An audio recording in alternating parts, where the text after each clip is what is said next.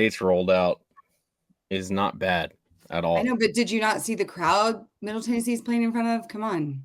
They're going to win. There's like 10 people there. Turn up your volume. Because you're about to listen to The Sick Podcast. Draft Digest. The sickest NFL draft and scouting podcast. It's gonna be sick. Welcome back to another episode of the Draft Digest podcast on the Sick Podcast Network. I'm your host, Emily Van Buskirk, joined by John Vogel. Let's get into it. What do we got tonight, John? What's on tap? Man, what a week of college football we just had. Yeah. Last week we kind of talked about the quarterbacks and how they haven't been what we thought most of them were going to be. Yeah. And I thought last week we saw a little bit better quarterback play. Do you think they heard us? Do you think they watched the show and they were like, oh, him? Maybe. I think we motivated some men out there, I think. I'll take some credit for it. But I think ultimately now we're starting to get into the season. People are starting to calm down. They're starting to chill out a little bit. Yeah. But one thing that I did notice, and I kind of touched on it last week, and I talked about how the media has kind of gone after Garrett Nussmeier and how he's getting the Baker Mayfield treatment that he got when he was at Oklahoma. And it's one of the hardest things about media these days.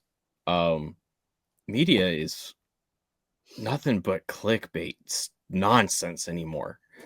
And it's kind of discouraging because, when I went to Camp Shelby for 3 weeks, and that's where I was going with the podcast. I had an Army school I had to do there.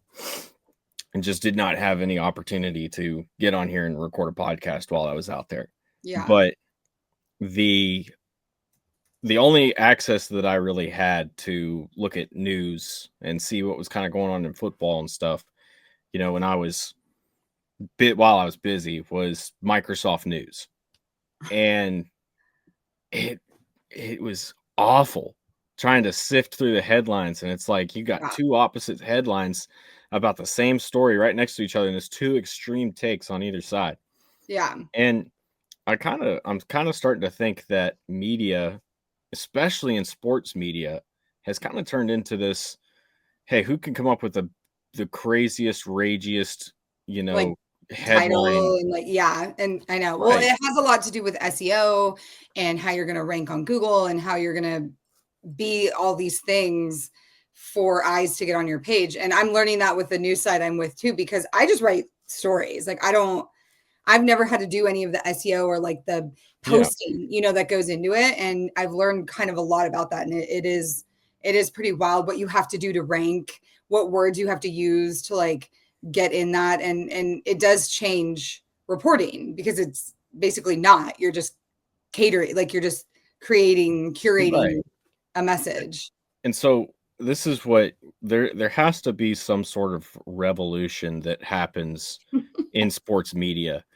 And there has to be some sensible people that get together and they say, hey, let's actually put some good content out there that's going to teach people about the sport, or it's going to have some actual insightful stuff there. And that's the other thing, the stories. I thought that wasn't that what The Athletic originally planned to be, in the beginning? Wasn't that an idea? And look what happened there. I mean, there's I don't think it's possible. There's still a few good, writers over there. Bruce Feldman does a great job. Dane Brugler, obviously, he's come on the show. He's done a great job. But it's just even reading the stories, it's like there's nothing insightful here. This is just 500 words. I might as well have asked, Chat GPT. It's like, golly, man, if this is media nowadays, then what are we doing? Well, at least we have this platform to talk about, the guys and showcase their stuff. So, I've been curious to ask you about your thoughts about this past week, because I've been waiting for this moment because there were so many. First of all, I hope you're going to give flowers to my guy, Walker Eget at San Jose State. Yeah. For the numbers he's put up in the last 2 weeks. And, you know, he was one of the most efficient quarterbacks in the country this last week. I won't even just give him flowers. Let me pull up my notes from that game. Everybody was super down on San Jose State, and I was like, just wait. When the Stanford game was so close, right? And it could go either way. You could come off of that and not do well. But I honestly was like, just watch them come into this. They're catching stride. Their receivers are finally emerging. Last year he had Nick Nash, and that was kind of like it. That's what he did. Now he had to find that new connection, and he found it in Scudero and a couple other guys. So it was fun to watch. No, I had a great, and Lamar Radcliffe too had a really good game as is the running back. Walker Eget kind of surprised me, and because one of the things I've talked about with the quarterback specifically this year is nobody's throwing with anticipation, and Walker Eget was throwing with some anticipation, which is really nice to see. It's refreshing. It was like, okay, he's throwing good velocity. He's a fairly accurate passer. Yeah, he's a capable athlete. He looks like one of those Kyle Shanahan, why can't I think of the Sean McVay type quarterbacks? Yeah, that's what he looks like. Yeah, and that is him. He's just very cerebral as well, and that can be a double-edged sword sometimes in games. So I think that's why we haven't quite seen him break out like we have the last 2 weeks. And I think it's only going to get better now that he's found kind of confidence and he's hit his stride in that. He's starting to see things how they happen and how they're materializing instead of worrying so much about all the different scenarios and all the different options. Like he's just starting to feel it more. It was good. I was impressed. I really liked this. I really liked what he had. I thought he was a lot better than the guy on the other side, Jack Lane, too. That was kind of a night and day difference. Yeah, it was, which I actually thought it was going to be a closer margin. I thought it was going to be a little more similar, but he just didn't have a good game. And that San Jose State's defense put a lot of pressure. But in the vein of quarterbacks that surprised us, I want to hear your thoughts on Penn State UCLA. I have to ask you. That was, what's crazy is I didn't even watch it. Really? I you were like, oh, this is going to be a blowout. Actually, I had 5 other games on at that point. I'm like, yeah, no, Texas, Florida is going to be more interesting. Vanderbilt, Alabama. Notre Dame, Boise State. But no, it wasn't until I think it was they gave a in-game update. It was like in the third quarter they pulled within 6, and I was like, they got it. They got it back under control. And the next thing I know, they're like, oh no, Penn State just lost. And I'm like, it was a crazy story, and it was wild to see the quarterback. I don't know how you say his last name. I'm not very good. I am Eget. Okay, I'm Eget. To see him make headlines for something like that, given all the drama and everything that we had seen, and then to see them lift Jerry Neuheisel up on their shoulders, just like when he was quarterback, it was such a feel good. I mean, I guess not feel good if you're a Penn State fan, but I don't know how many of us really believe it was.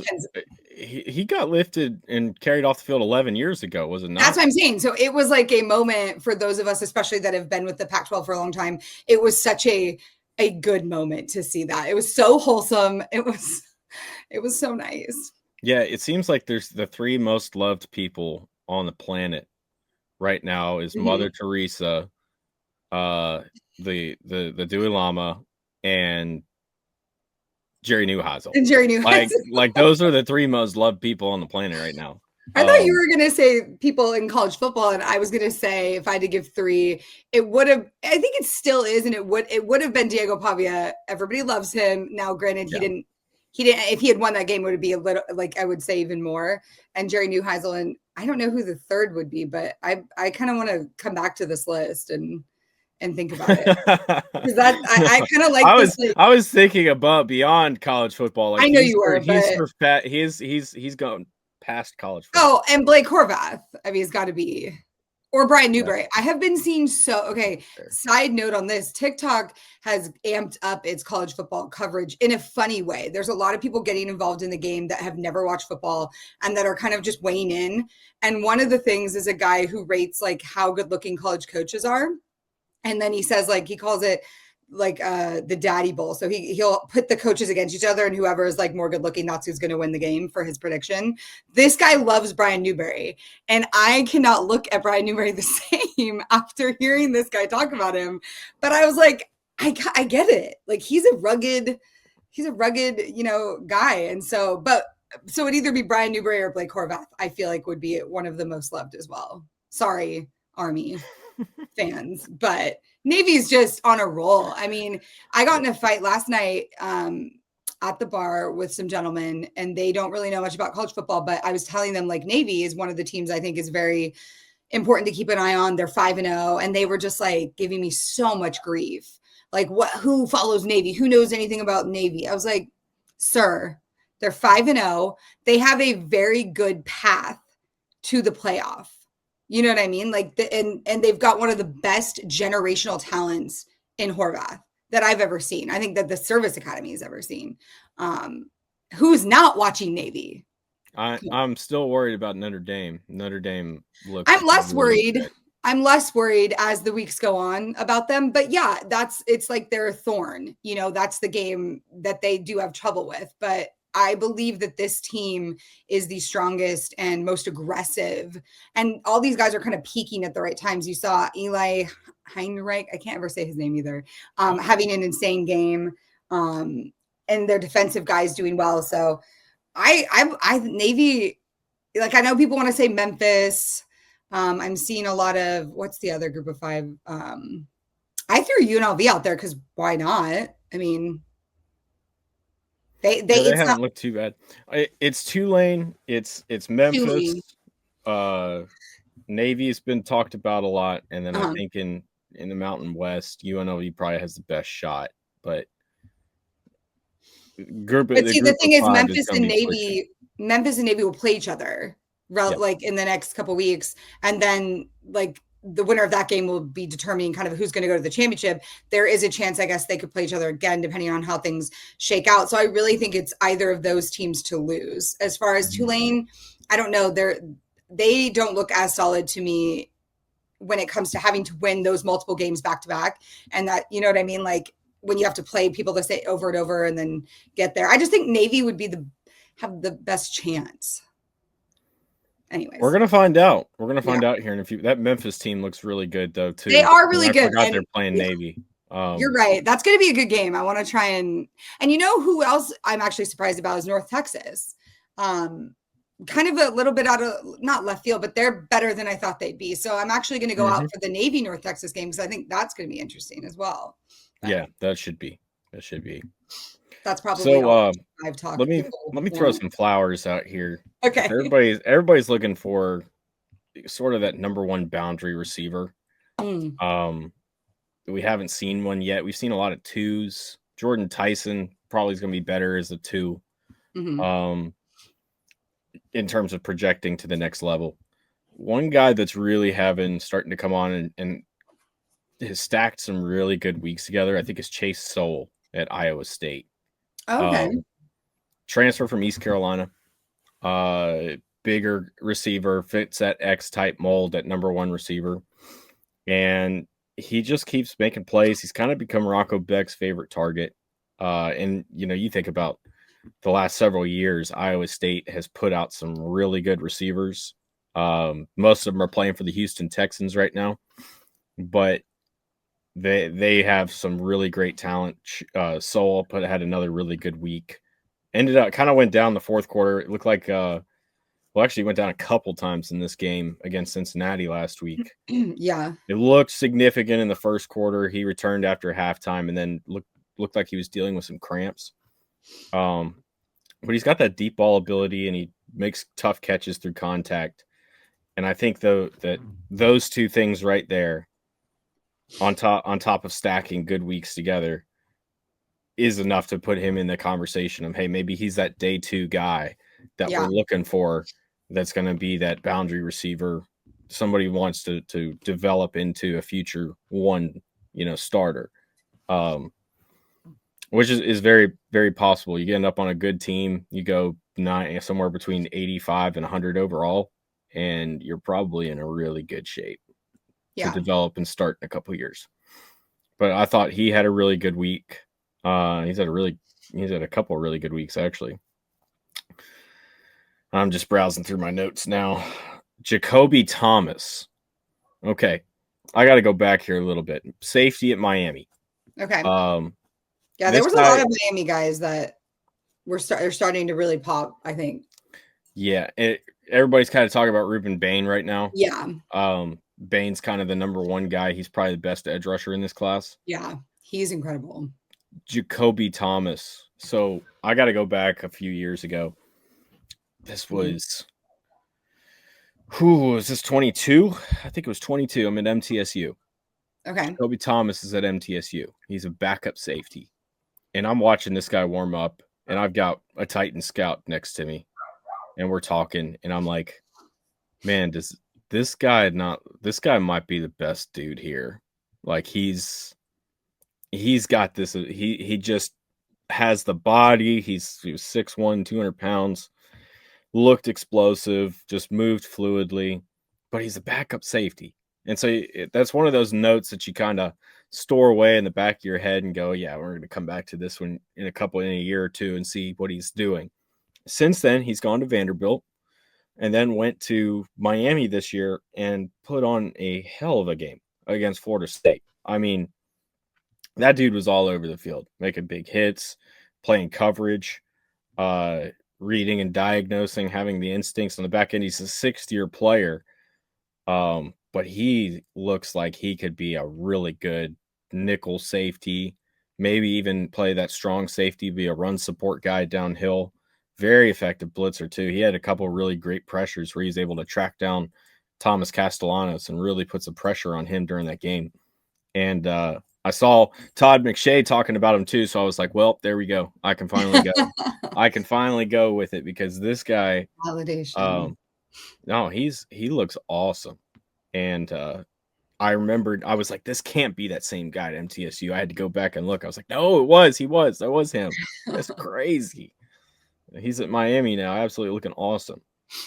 That's a guy I keep an eye on. And then Casey Concepcion, Texas A&M wide receiver.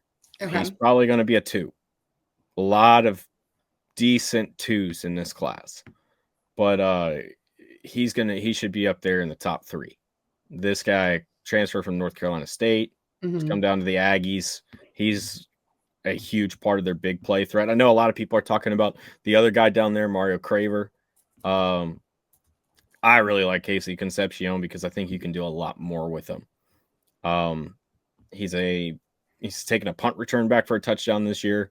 Almost had another one in this game against Mississippi State, but he looks the part of a 6'1", 200-pound run after catch type weapon. You just get him the ball and he's going to do great things. So if I had to point to people that stood out this week, I think those are probably the top 3. Nice. I don't think I watched the Mississippi State A&M game at all. But it sounds like it was pretty dull until the second quarter. I mean, that's from the second half. Yeah. Casey Concepcion came up big with a couple big plays. Okay. A&M opened up in the second half. Mississippi State was able to kind of answer back a little bit. It was a very dull first half. And we had Florida State, Miami going on at the same time. I was kind of watching for my guy over there at Houston. I have a lot of guys I really like at Houston. They're playing Texas Tech. They kind of got crushed. It didn't go well. It's unfortunate. No, they got crushed. They were in the blues, though. I love when they wear the baby blues. That's like my favorite. The Houston, the Houston does it, and Tulane does it. Rice does it. I love it. They look great. Give me all the baby. Hey, so let me ask you about something with your quarterback rankings here. Because I was watching Bear Bachmeier at BYU. Well, this guy, true freshman. First off, when's the last time you saw a quarterback wear the number 47? It's almost a fullback number almost. Well, that's why he wears it. I had to look it up. I was like, why is he wearing 47 at BYU? And it was like, oh, but his dad wore 47. Okay, that makes sense. Okay. But he has some he made some throws in this game. Some very high IQ throws. Yeah. As a true freshman. He's he is a fullback when he runs with the football. Yeah. What is he looking like in the analytics side? Because the tape gets me really excited about this guy. That's a good question. I have let me pull up our matrix on it. He's a really good arm. He's a gritty scrambler. How long has he been? Excellent placement. How many games has he played as the starter? I haven't seen. I think he's played them all. They're 5-0. Oh, okay. So he's been with them. Okay. So then there will be. Yeah, he came in. He won the camp. He won the job in camp back in August. I feel like I should know that, but he throws with some beautiful anticipation. The natural feel for the pocket's not there, which makes sense. He's played linebacker and fullback and not always been a quarterback. But he's capable of maneuvering it. It's a real really good interesting release. That he's played all those things. Okay, I'm looking down we have like a season ranking, and then we do kind of a weekly one, which is what I do, a weekly article like on the top 10 quarterbacks for the week, and that just uses that data, but we do keep it all stored. But I don't see, hold on, it's hard to navigate all this, but I don't watch a lot of BYU, to be honest with you. I have not always been a huge BYU fan, but that's more personal, just given experience when I've covered them.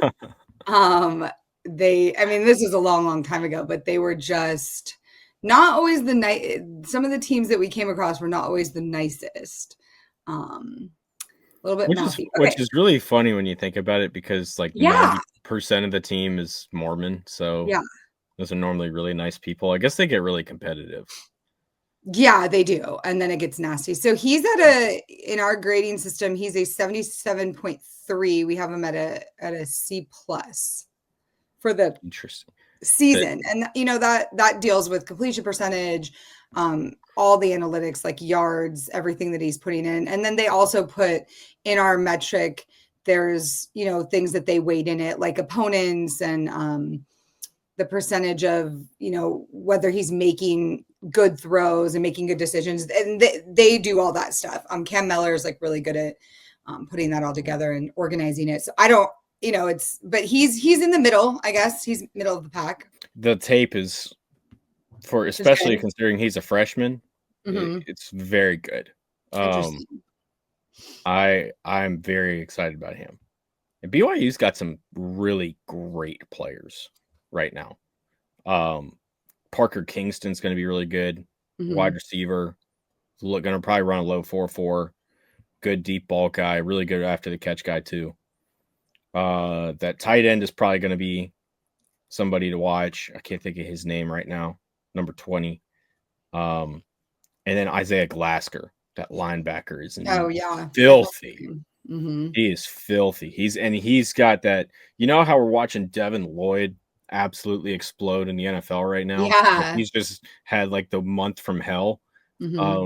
For anybody going up against him, that is. Like, that's the type of player Isaiah Glasker is.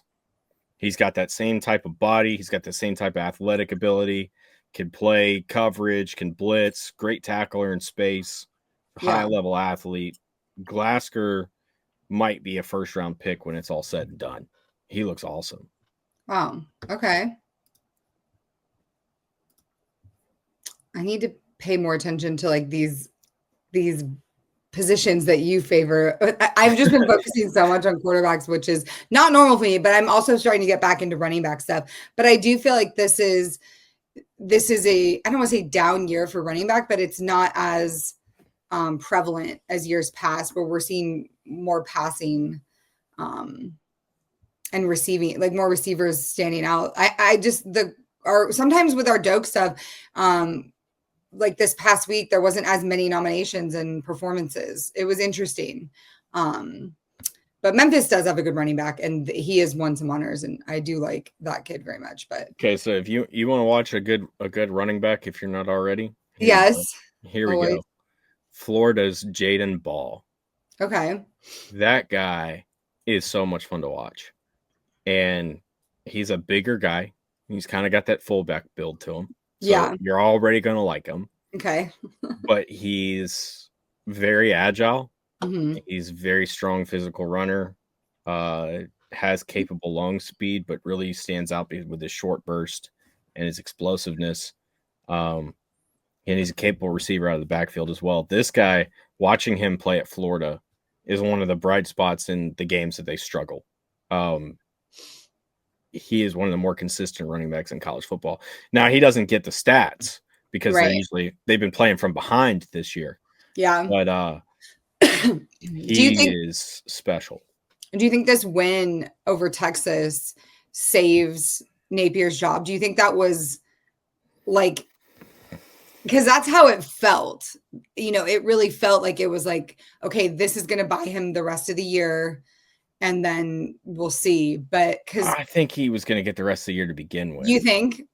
I don't honestly anymore. I don't know, because there's some things that have shaken my belief in how we handle coaching. But if they didn't fire him after those last 3 losses, they weren't going to fire him until the end of the year. I mean, you know what I mean? Yeah. Unless there was schedule just really bad. Well, it was like all if bad. They were shut out. Well, I know, but if they could, if they didn't, were shut out, or I don't know, guys defected. I honestly never know anymore what's going to happen. But that was a crazy game, and then now that kind of flips the switch on Texas, and it's like, oh, we're back to Texas is not back. But I just feel bad for Arch Manning. This is tough. No, it does. It keeps. Well, they got Texas A&M this week on the road.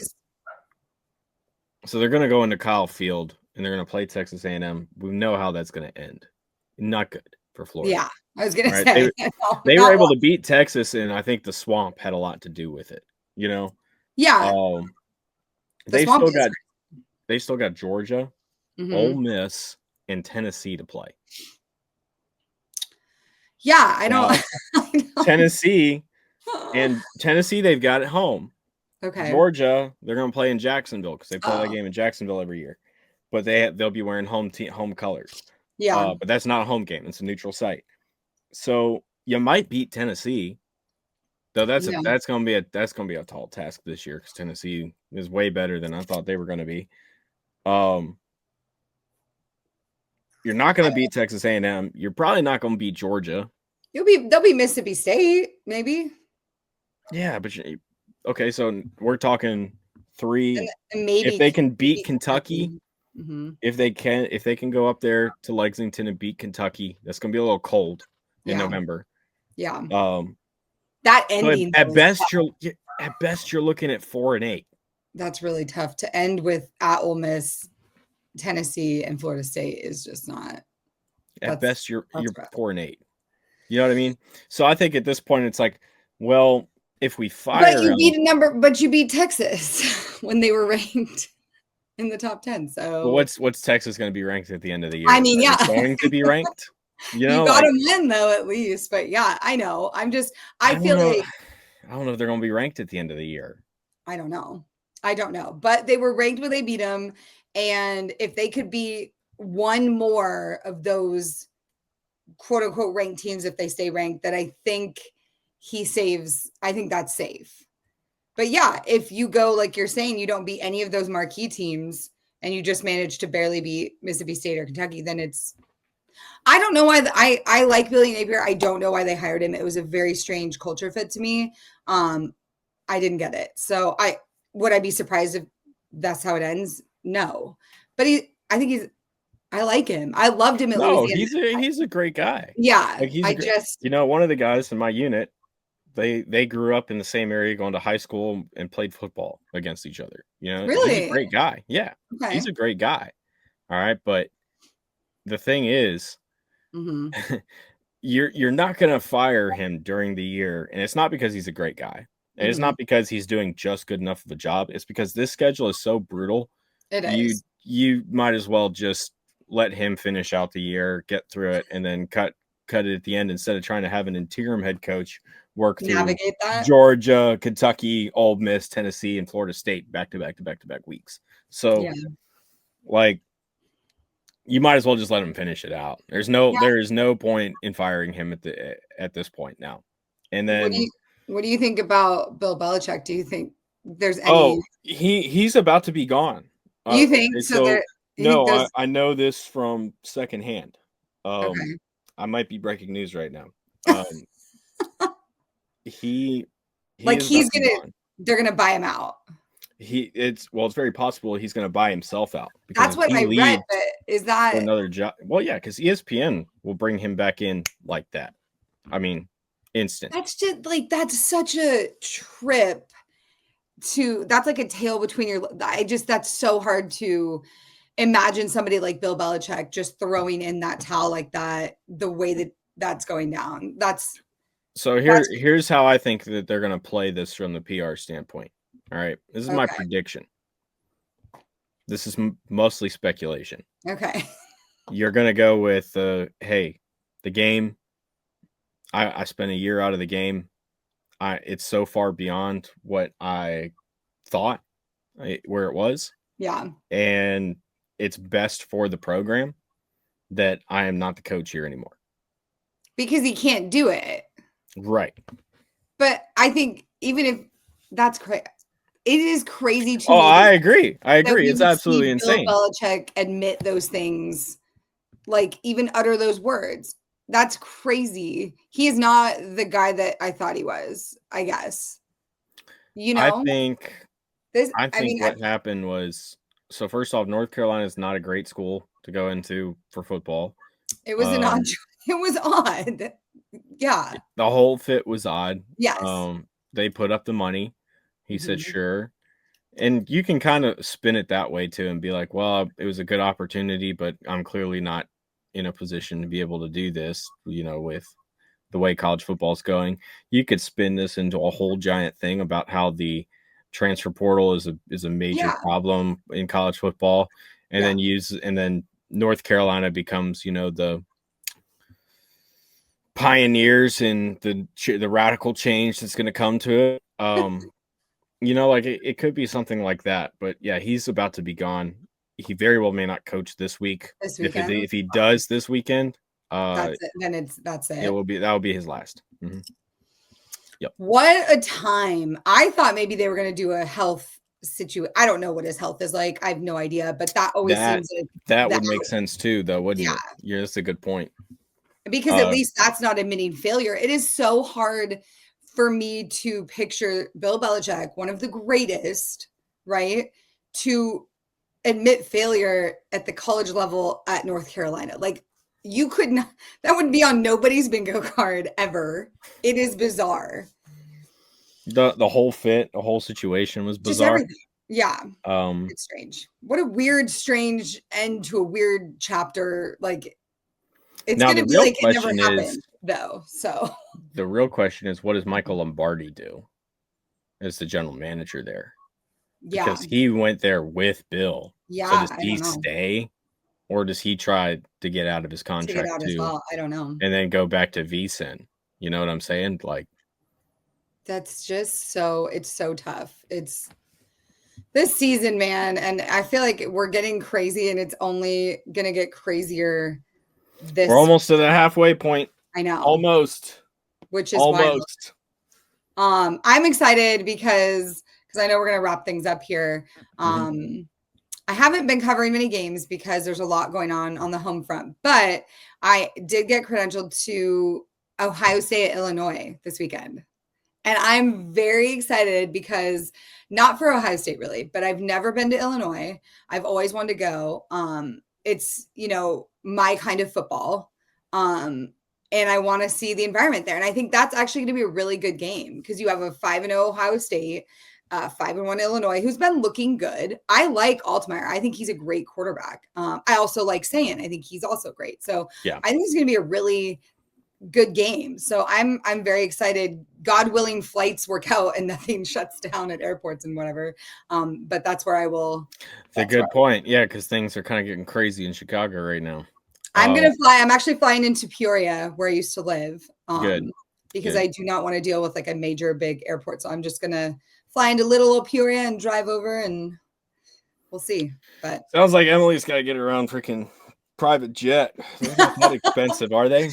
At one point, someone was talking about, because I used to do a lot of games in a week. I do like 4 games in a weekend sometimes. And I am going to be doing that at the end of the month in Texas. I'm hitting like a streak of 4 games.